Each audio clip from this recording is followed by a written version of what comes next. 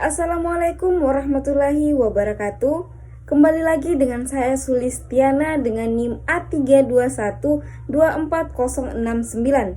Saya dari Fakultas Keguruan dan Ilmu Pendidikan dari Program Studi Pendidikan Kewarganegaraan, di mana saya di sini akan menjelaskan resume mengenai pluralisme sistem hukum di Indonesia. Pengertian pluralisme hukum. Plural artinya menjemuk atau keberagaman. Pluralisme bagi semua sistem hukum, berlakunya banyak sistem hukum golongan dalam satu wilayah, khususnya di Indonesia, yaitu secara bersamaan berlaku beberapa sistem hukum, yaitu hukum adat, hukum Islam, dan hukum Barat. Faktor penyebab berbeda hukum di Indonesia. Yang pertama, faktor etis, yaitu keanekaragaman hukum adat kita karena kita terdiri dari bermacam-macam suku. Contohnya suku Bugis, suku Kaili, dan suku Jawa.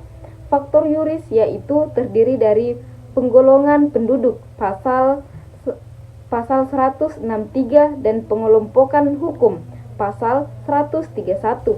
Selanjutnya, untuk mengatasi keanekaragaman hukum dapat ditempuh dengan jalan yang pertama, unifikasi hukum, yaitu memperlakukan satu jenis hukum untuk semua golongan penduduk dalam satu tempat atau daerah. Contohnya UU PA atau Undang-Undang Nomor 1 Tahun 1977. Yang kedua ada kodifikasi hukum, yaitu pengumpulan hukum-hukum yang sejenis ke dalam satu kitab yang disusun secara sistematis dan lengkap. Contohnya itu KUHP dan KUND. Selanjutnya ada sejarah pluralisme sistem hukum di Indonesia. Pedoman politik pemerintah Hindia Belanda terhadap hukum di Indonesia yang dicantumkan dalam pasal 191 yang menggantikan RR atau pasal 75 yang pokok-pokoknya adalah yang pertama pemerintah kodifikasi. Hukum perdata dan dagang begitu pula hukum pidana harus dikodifikasikan atau diatur dalam kitab undang-undang. Yang kedua ada asas konkordansi. Hukum yang berlaku bagi golongan Eropa harus dibersamakan atau dikonkordansi dengan hukum yang ada di Belanda. Yang ketiga ada mengenai ordonasi yang mengatur hukum perdata dan hukum dagang, dibagi menjadi 4. Yang pertama, bagi orang Eropa berlaku hukum Eropa.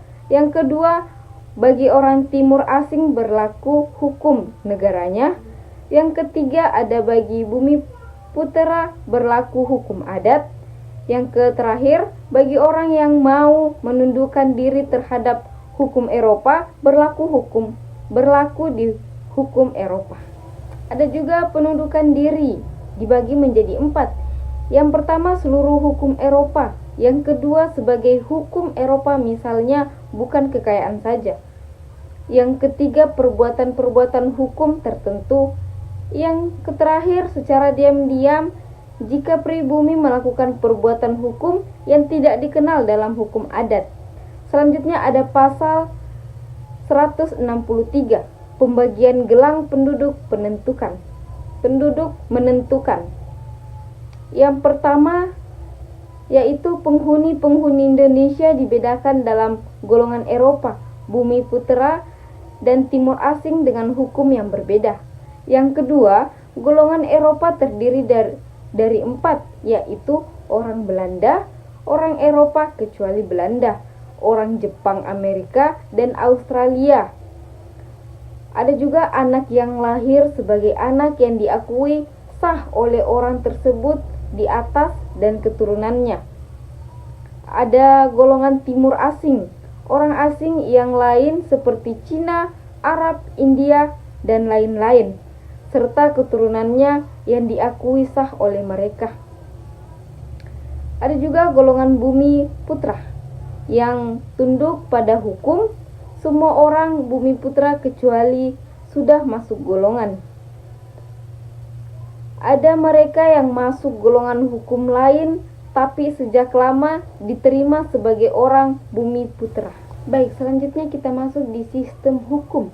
Hukum positif dibuat dalam suatu sistem yang tersusun secara sistematik yang selanjutnya disebut sebagai sistem hukum. Di dunia ada banyak sistem hukum. Yang terbesar adalah sistem hukum Eropa, sistem hukum Anglo-Amerika, sistem hukum Islam, dan sistem hukum adat.